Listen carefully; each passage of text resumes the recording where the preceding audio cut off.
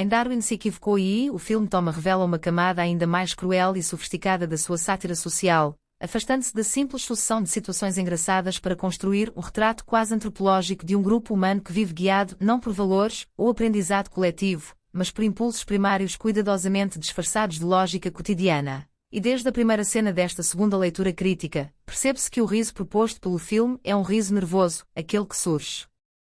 quando reconhecemos comportamentos familiares demais para serem ignorados, porque Toma não é apenas um personagem, ele é uma função social, alguém que reage sempre antes de pensar, que interpreta qualquer interação como uma disputa e que enxerga o mundo como um tabuleiro onde cada vantagem precisa ser conquistada imediatamente, mesmo que o custo seja o próprio convívio humano. E o roteiro explora isso com uma precisão quase matemática, colocando Toma em situações onde a solução mais simples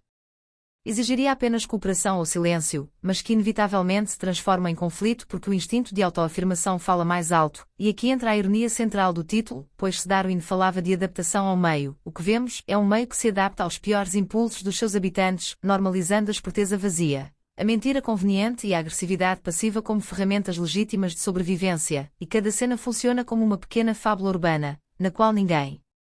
aprende nada ao final, apenas reafirma aquilo que já acreditava, criando um ciclo de repetição que o filme abraça como estrutura narrativa, e isso fica especialmente evidente nas sequências de diálogo, longas, sobrepostas, cheias de interrupções e mal-entendidos, onde ninguém realmente escuta o outro, todos aguardam apenas a própria vez de falar. Algo que transforma a comédia em um comentário brutal sobre a falência da comunicação moderna, e é um momento particularmente emblemático quando Toma tenta manipular uma situação claramente desfavorável com um argumento que mistura senso comum, superstição e um falso moralismo, e o mais perturbador, não é que ele falhe, ou tenha sucesso, mas que todos ao redor reconheçam aquela lógica torta como algo aceitável, quase esperado, e nesse ponto o filme deixa de rir apenas de Toma e passa a rir do ecossistema inteiro que o sustenta, mostrando que indivíduos assim não surgem no vazio, mas são produto de uma cultura que recompensa o barulho em vez da reflexão e, pessoalmente, ao rever essas cenas, é impossível não associá-las a experiências reais, reuniões inúteis, discussões familiares, conflitos de vizinhança onde o objetivo nunca é resolver, mas vencer simbolicamente, mesmo que nada mude de fato, e o filme parece consciente dessa universalidade, utilizando personagens secundários como arquétipos, o oportunista, o resignado, o autoritário inseguro, todos orbitando Toma como variações do mesmo tema evolutivo mal compreendido, e a direção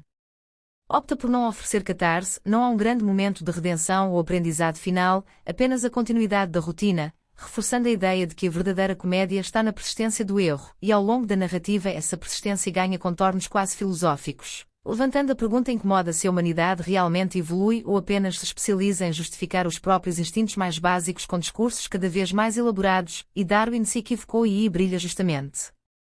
por não responder essa pergunta, deixando o espectador preso entre o riso e o desconforto, reconhecendo que talvez o erro não esteja na teoria da evolução, mas na forma como escolhemos aplicá-la ao convívio social, transformando adaptação em desculpa e sobrevivência em egoísmo legitimado, e é nessa ambiguidade que o filme encontra sua força duradoura, oferecendo não apenas entretenimento, mas um espelho persistente daqueles que continuam refletindo mesmo depois que a tela escurece, e essa